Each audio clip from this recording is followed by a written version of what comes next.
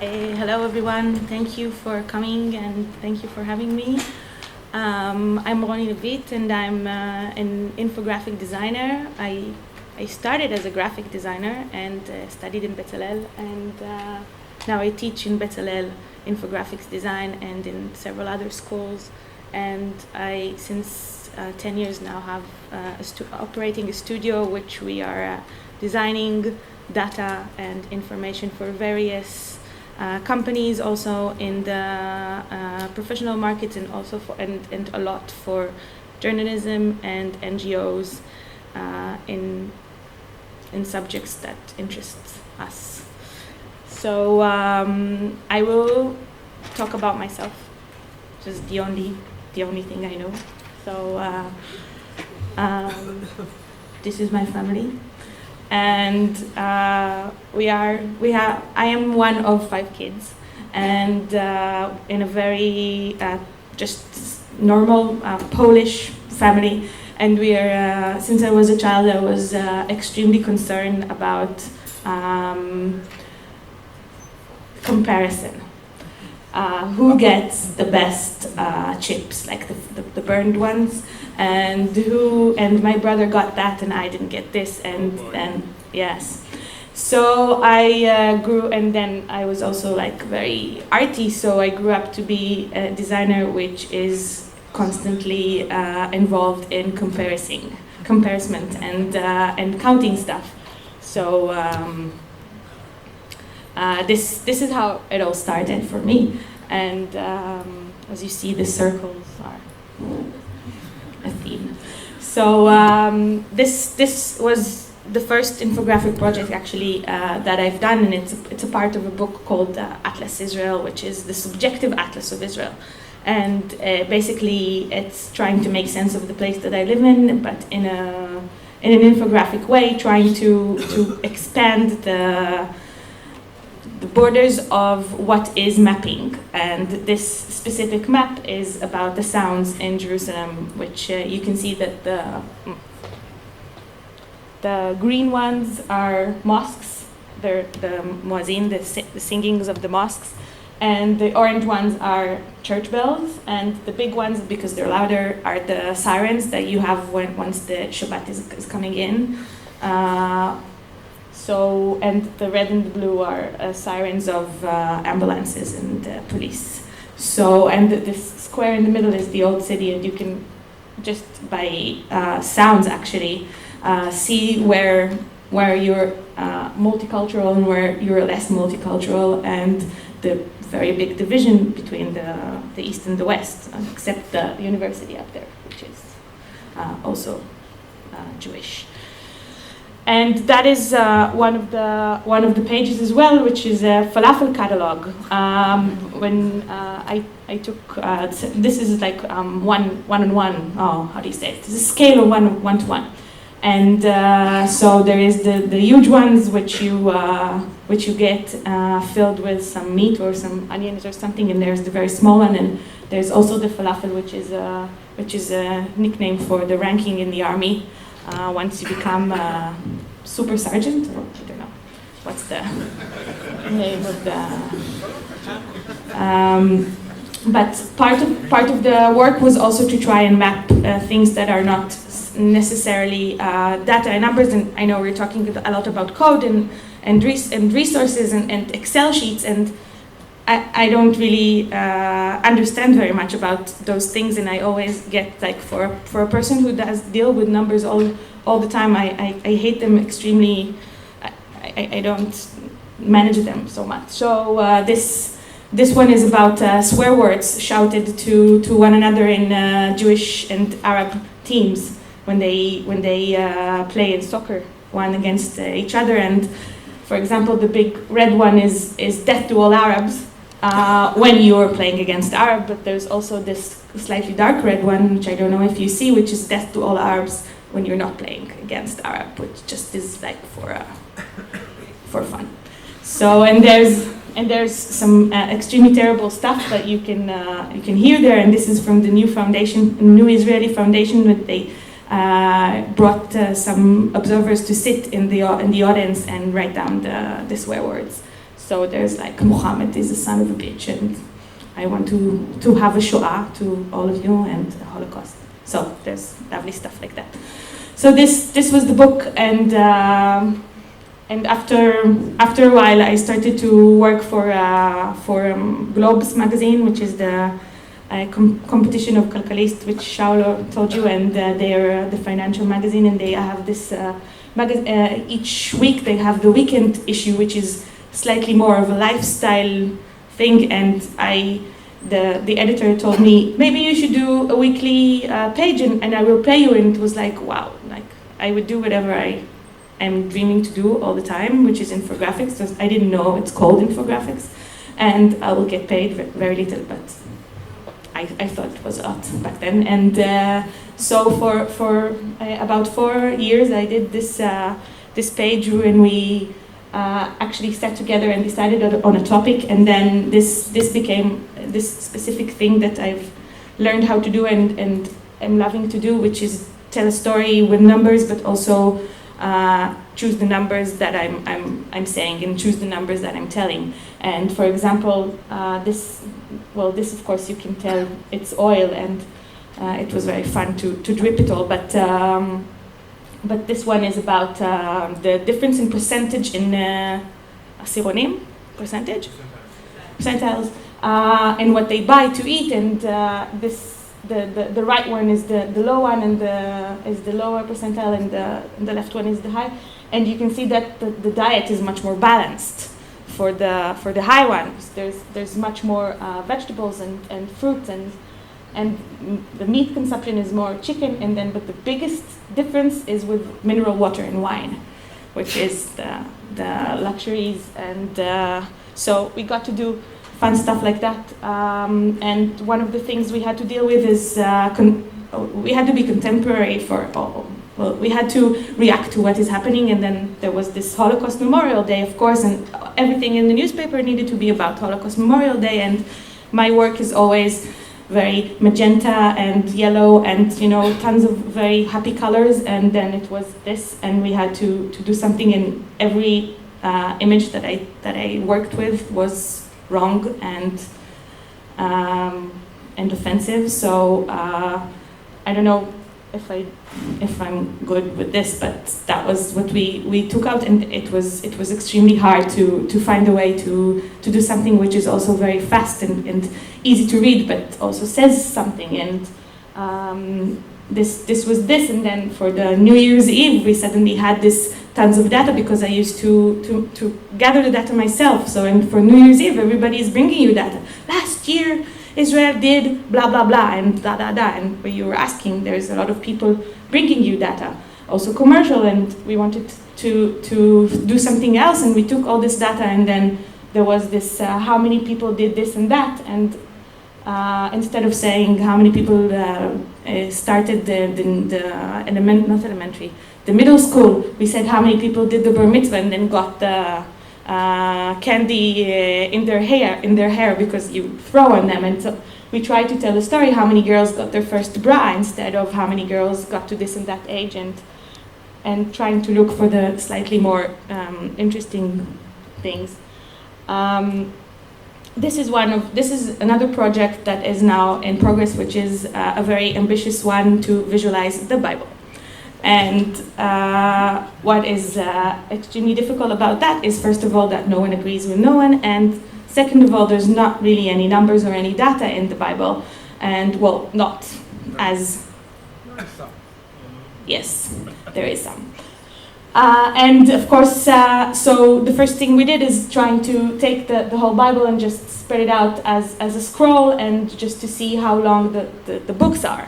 And then trying to find out some of what they ate, what the animals were, what they were eating in the right, and what were the colors. And some of the data we found out was very interesting. For example, this circle, the red circle over there is the white one is about sexual encounters that you have in the Bible, and only the red one, the little one, was consensual, non-ancestry, not with animals or with kids or with other stuff, and all the rest is, or for example, here in the words there is the the star of the Bible, of course, is God, and then there's the man, and the king, and the boy, and I don't think you can even see, but the woman is just this dot. So, not very.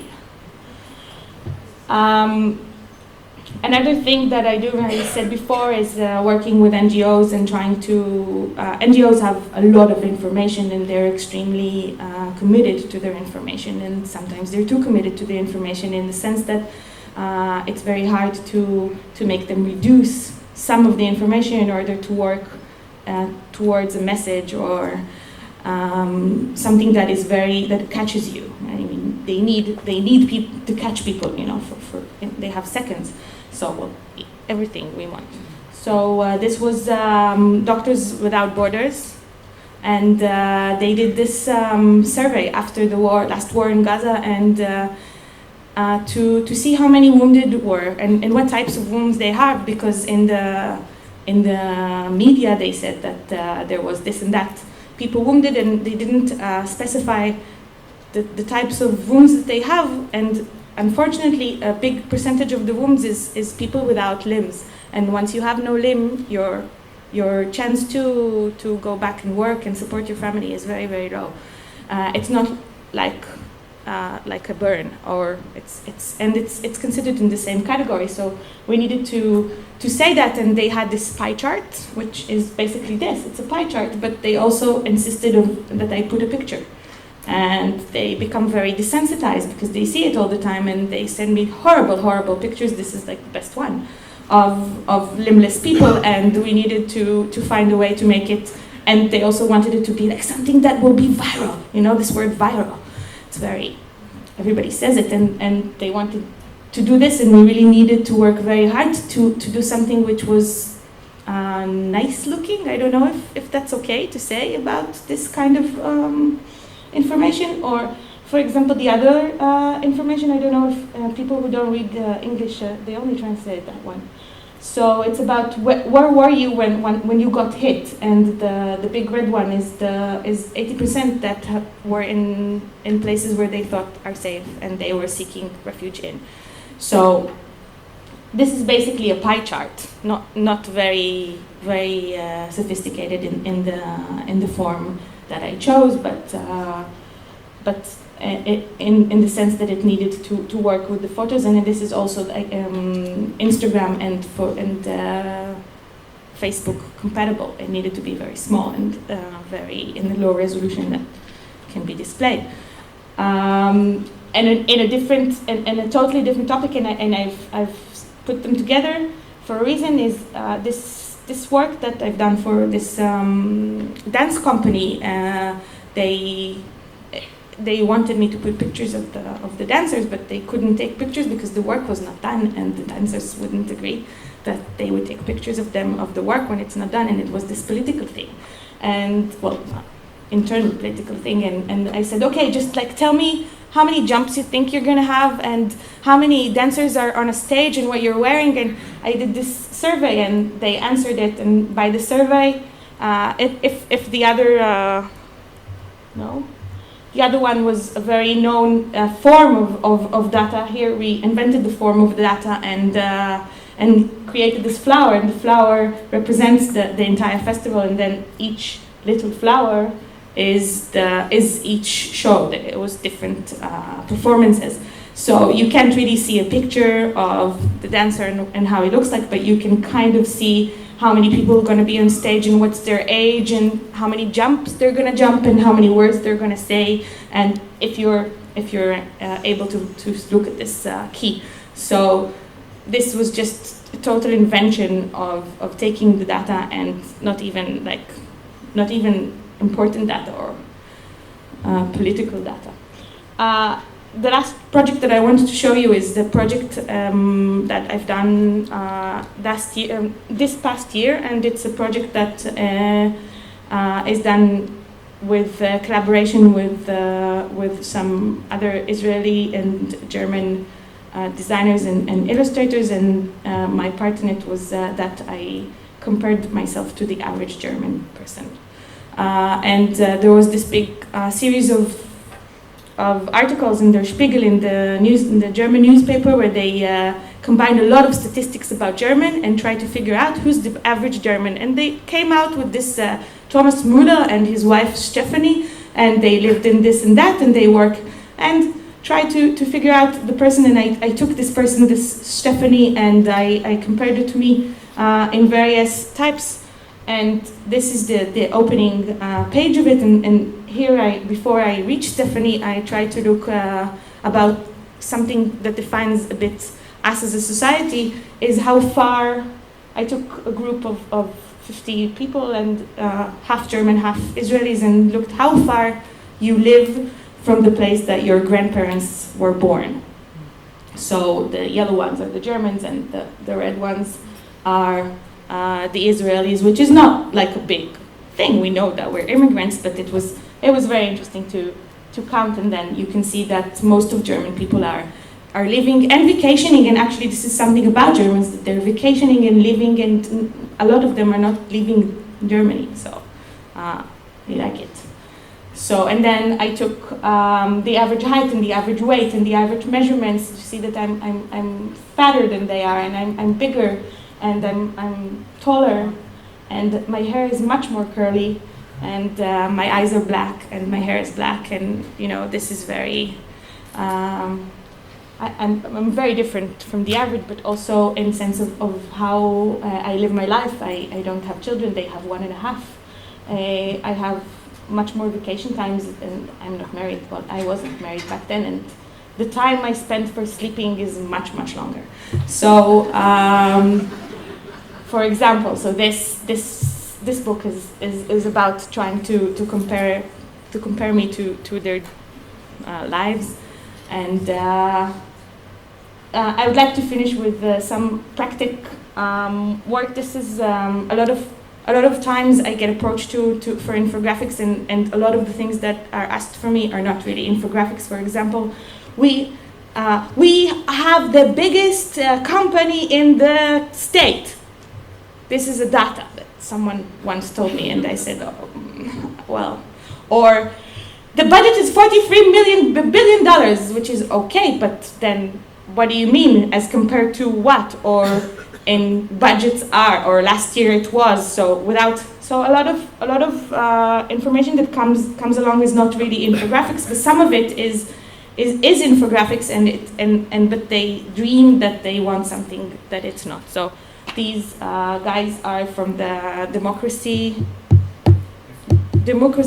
Institute in Jerusalem, and yes, and it was just before the last elections, not the recent ones, but the ones before, and they wanted to show how much the parties inside themselves are democratic, how the choosing of the primaries and is democratic, and they had this chart, and then they could see the chart by types of party. Is it right? Is it left? Is it religious?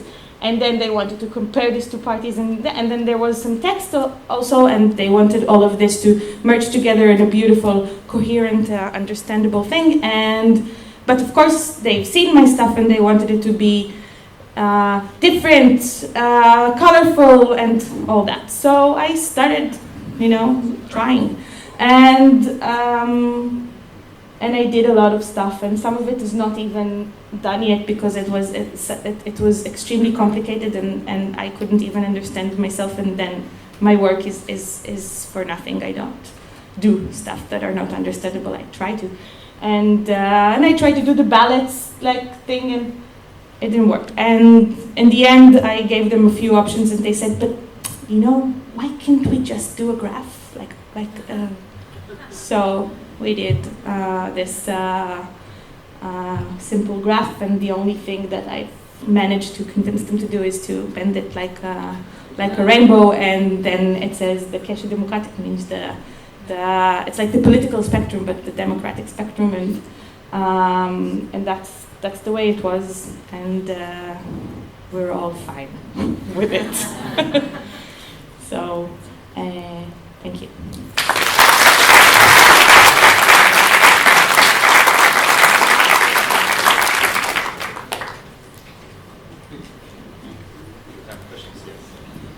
Thanks for the talk.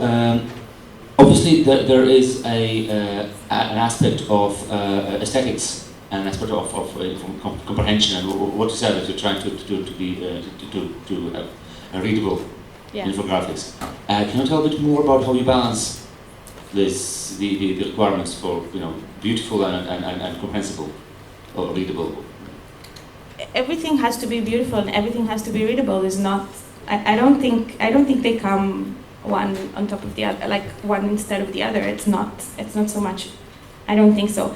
I do act a lot like the policeman in front of my clients saying, listen, this is not understandable, and listen, this is not beautiful, and I would not do that. And a lot of them are very into what they do, so sometimes it's easier to say, listen, I don't care. I mean, I'm not an economist, so what you're saying in this specific word, this specific data, it doesn't say anything. So I'm negotiating a lot about that, but I'm hoping, I don't know, I'm hoping that I want to think that I'm not giving up anything, but the project that I have given up aesthetic, I would not show you, of course. So. That wasn't exactly my question. Okay.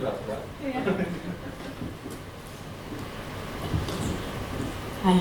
I wanted to ask you, when you do infographics, there's like a delicate balance between text and visuals.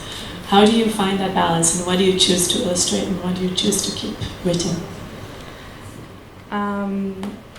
I try to have as little text as I can, but also it kind of depends on the media, because it's very, very easy once it's online to have a light box and open up.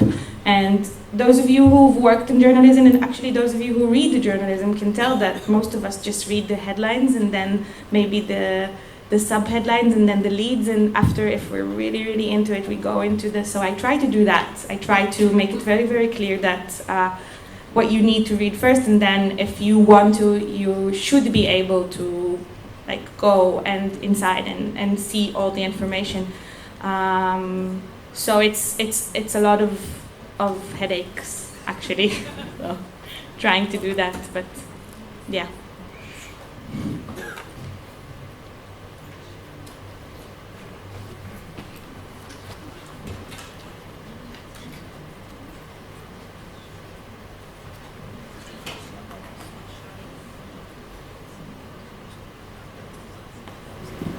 Hey Roni, can you please further elaborate on the data process? What do you do with your customer? What to begin with?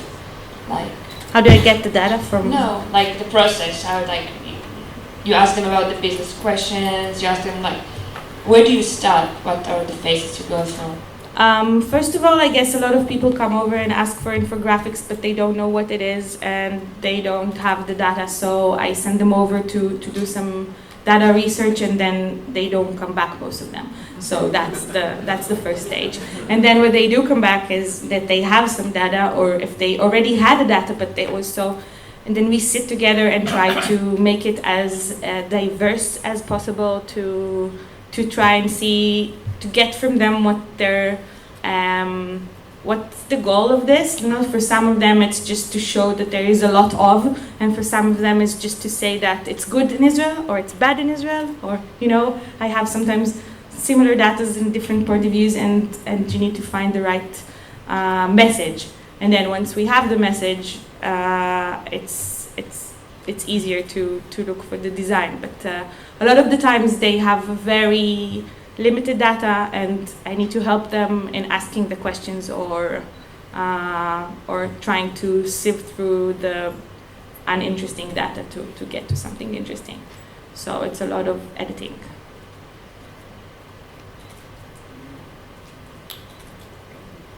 Another question? Oh, okay.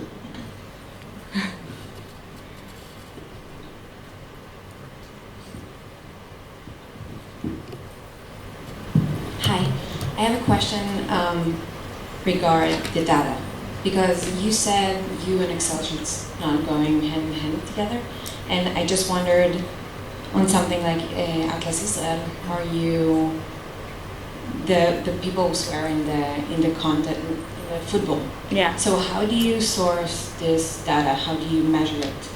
How do you process it? I Or do is it work just with illustrated? Excel sheets, unfortunately. I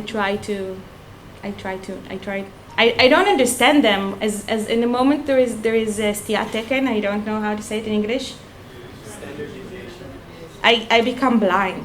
So I work with some amazing people and I make them explain it to me, which makes me understand it and then makes me able to design it. So I'm insisting on this process, but I have a lot of numbers, but Excel sheets can be extremely, extremely complicated. And once they're so complicated, there's no way that I would be able to extract a single message that is very coherent and very to the point. So I usually take the Excels and I make someone clean them up for me, and then I get a list in Word. So how do you collect the data? Like, for example, the sound of the mosque or The sound was very easy. There is a map saying where the mosques and the churches are, and there's another map, or there's in Haga. So it's not the decibels of the sound. It's just like It is the decibels of the sound, but the location was first collected by this, and then there is specific rules about the decibels of the sound. So you can't really, for the muezzin, you can't really be too loud, and so that's the maximum sound that you can be. It's pretty easy to get. There's almost everything online, and once you ask the questions, if they're not too political and too problematic, so you get the answers. You do need to research a little bit, but yeah. Thank you. Another one here. Hi. I want to ask you, most of the examples you showed are printed, and as the presentation we saw this morning, there was a lot of opportunity using the internet, the web, and the connection between using one information and passing to another world. How do you see your infographic design influenced by the technology? It's a very it's a sore spot for me, because amazing stuff can be done once it's programmed or used with an algorithm or any. I don't do it myself. I don't know how. So whenever I do these kinds of projects, I use someone else to. So it's pretty different than what I do. I think there's amazing things that can be done in that sense, but it's very hard for someone who's coming from journalism and from accurate message saying, and to open yourself to the possibility that your design should look good and interesting in every variation possible. So there's a lot of fascination for me about it, but also I'm pretty afraid of it. So it's hard. So I'm basically trying to buy time until lunch is ready. So if anybody has information about the state of the lunch, pass it to me as we're having this conversation with Roni. Sorry, no information about the lunch, but still hunting about this interactive versus programming versus non-programming process. I was wondering if as a more classical with your more classical tooling and skill sets, did you happen to develop your own tools for this kind of static infographics or visualizations, or are there any out there that you're using? I'm constantly trying to find a good source for a good tool. I haven't yet found, so I'm constantly making them my own. So I have a very big bank of shapes and images and types that I use, but it's very, very hard to find some outer source for it. it never worked for me. It was always like not exactly what I needed. All right. So did you get to build your own? Yes, I have my own. Elaborate. It's a secret. They're mine. No, I from each work that I do, I have some structures that I make in various programs that I work with, and then it's very easy to repeat it. But then just in order to basically put in the data and find out the basic shapes, and then go forward to design, because a lot of the times I really need to see the shapes of stuff before I can design them, and for that you need very basic tools. So for example, doing the spiral is something that I've developed because I couldn't find any way to make a spiral, just put data and then have it spiral around. So now I have this structure in Illustrator that makes a spiral, which is nice, but it's all very provisory.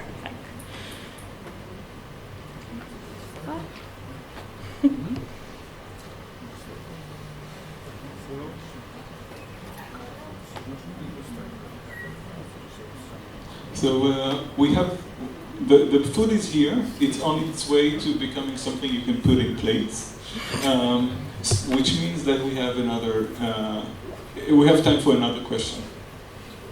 Yes. And Robert has the question, and I wonder if he's going to suggest you all use Tableau, because that was what I was going to suggest for, at least for looking for your data.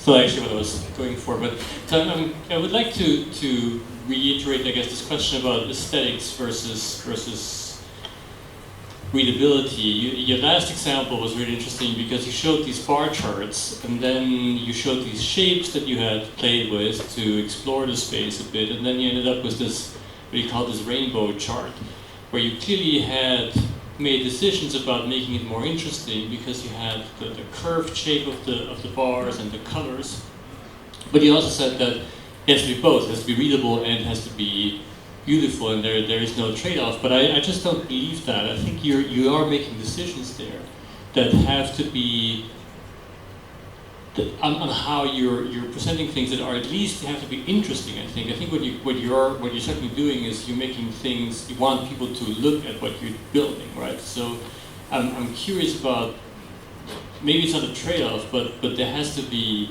a decision making that where you're going through designs and you're trying to figure out what you want to end up with. So I'm curious how you got to that rainbow chart in particular. To the rainbow. I'm actually very lucky because my what I do is I can ask anyone, if they understand it, and if they don't, it's wrong. So I have this very, very straightforward measurements to what I do versus other designs that I've done. A lot of times you say, oh no, he doesn't understand, and he doesn't know, and he's not in the field. But if you don't understand, you don't understand, so it's wrong. So I use a lot of people around me, and it's like, what's something that your grandmother would get. So I try to do that, and but of course there is design and decision making in the rainbow, and it was. I worked very hard for it. Like it's not like something I did in a minute, but I was hoping that sometimes I have this dream that I won't need to use very basic shapes of infographics, which is pie charts or bar charts, but they exist for a reason because they're doing a very, very good job. So sometimes I have this internal disagreement between using the known shapes, which are well done and also very recognized, so it's easy to read, and between trying to invent different ones. And it kind of depends on the client as well, because if it's a dance company, then having a little bit more time to understand and just enjoying the aesthetics is okay. But if it's for a newspaper or for someone who really wants, like, the data was gathered very, very carefully and they want it to be as understandable as possible, so I have less wiggle room, but anyway, there is a lot of design coming in on where the numbers will be and if they'll have the skew or not, so it's still very particularly constructed. So I hope that answers your question. Okay, thank you.